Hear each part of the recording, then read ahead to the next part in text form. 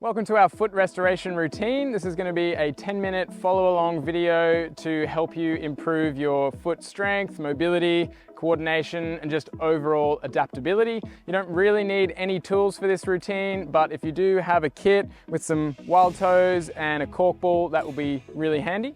And we'll get stuck straight into it with some plantar release. So obviously the cork ball is great here. If you don't have one, you can start this with a tennis ball. You may find that the tennis ball just gets a little bit soft quickly and your foot adapts to it quickly, but still a great place to start. And what you're doing here is just starting at the ball of the pinky toe and rolling across your foot to get into all those muscles in the bottom of your foot, in the plantar side of your foot, hence the plantar release.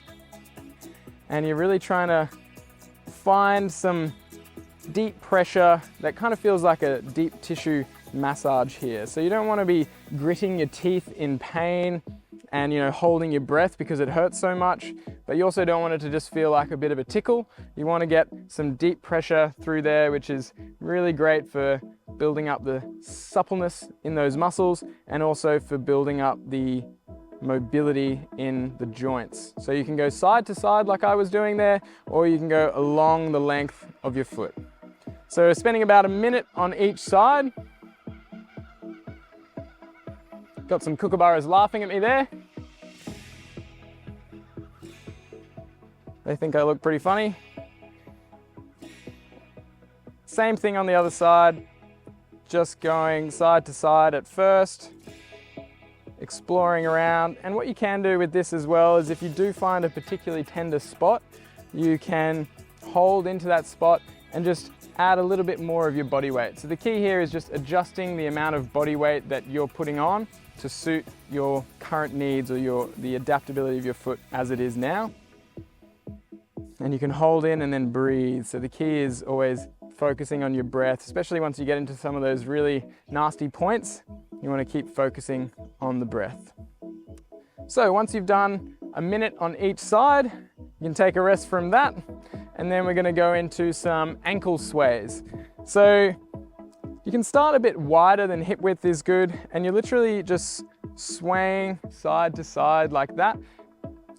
And what you'll notice there is that you get some movement in the foot. You can allow the big toe to lift off the ground, and this is just moving your ankles into what's known as inversion and eversion, and also getting your foot going through its movements of pronation and supination.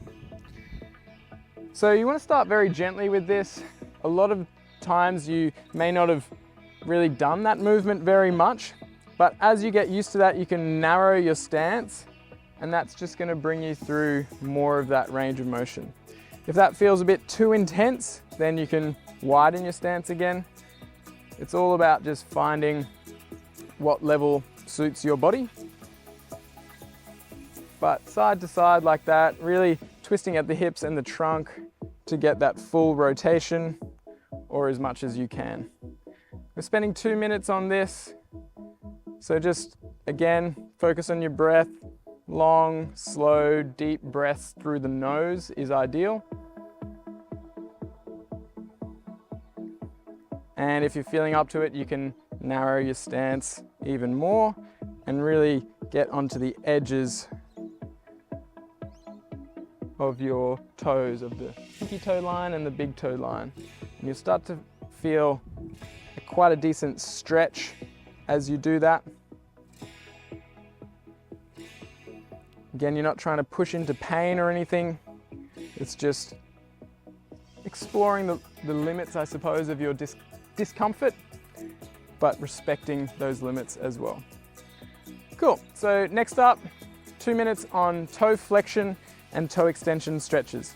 So toe extension is this movement here. It's very important for walking and running mechanics and also for the function of your arch. So a good stretch is one leg forward, one leg back, and then you're just coming up onto your toes like that. And then from here, I'll show you from the front angle. You can just bring your knee in a little bit to bias your big toe, and then bring your knee out a little bit to bias your little toes. And you can sort of sway side to side when you're at the limit of your extension. So that might not be quite as far as I'm getting there. It might be here, it might even be there. Wherever it is for you, that's fine.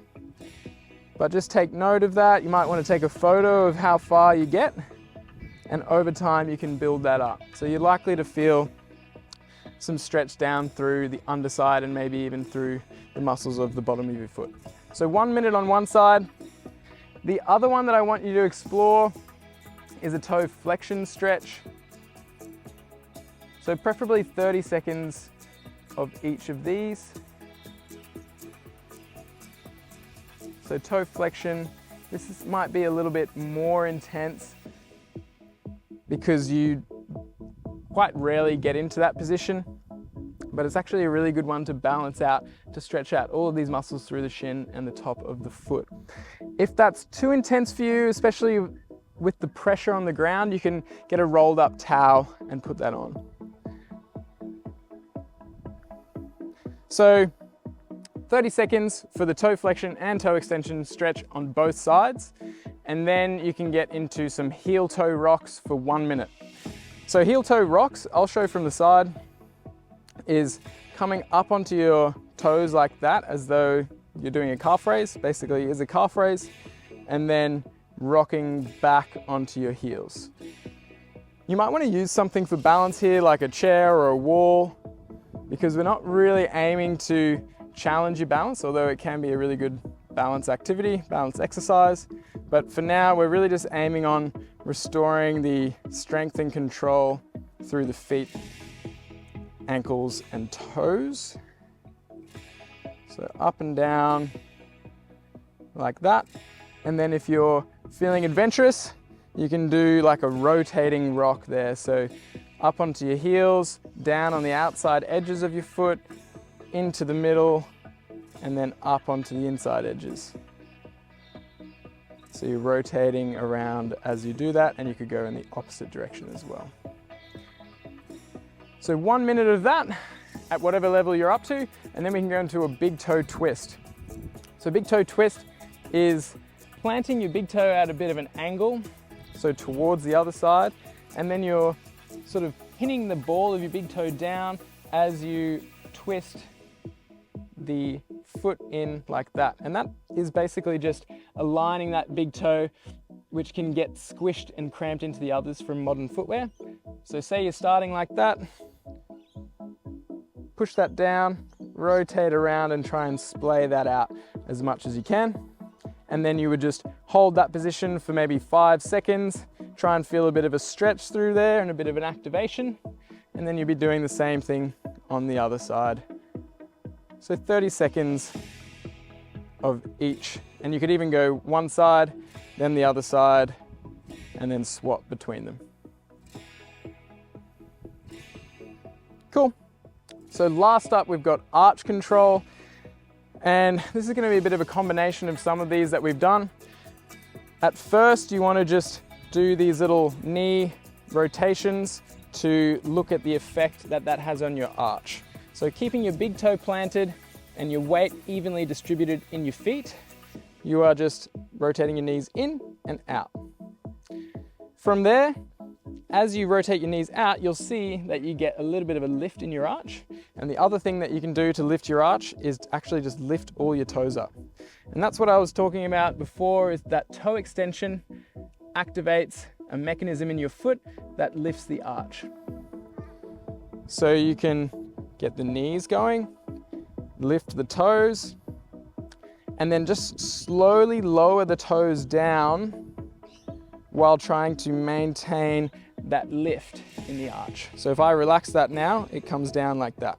Whereas if I go knee out, toes up, and then maintain that arch position as I lower down, then I'll get some activation through all of these muscles in my foot. The next challenge from there is you could do both at the same time, and then you shift your weight over to one side and then either come up onto the toes of that side, or you can even lift that foot off completely. And then you're trying to maintain this arch position, which you'll see either in the arch directly or in the knee. So you're trying to not allow that knee to come back in. Now that's not a bad movement, it's just that for your arch control, we want to build up the ability to resist that movement. So you want to have the option of either going into that movement or coming out of that in a strong and coordinated way. So that's the 10-minute follow along. You can explore all of those as much as you like. You can do more than 10 minutes. You could go through all of those again if you like, but at least 10 minutes a day to explore all those movements will go a long way to restoring your natural foot function and accelerating your barefoot journey. So have fun, and as always, reach out. If you've got any questions, you can ask them in our digital community app. We love hearing what you're up to. We love answering your questions. So come and join us there. And otherwise, we'll see you in the next video.